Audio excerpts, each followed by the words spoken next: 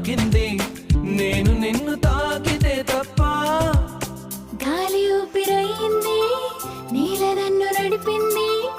ఏమిటంట నీలోని గొప్ప వెలుగు నిన్ను తాకింది చినుకు కూడా తాకింది పక్షపాత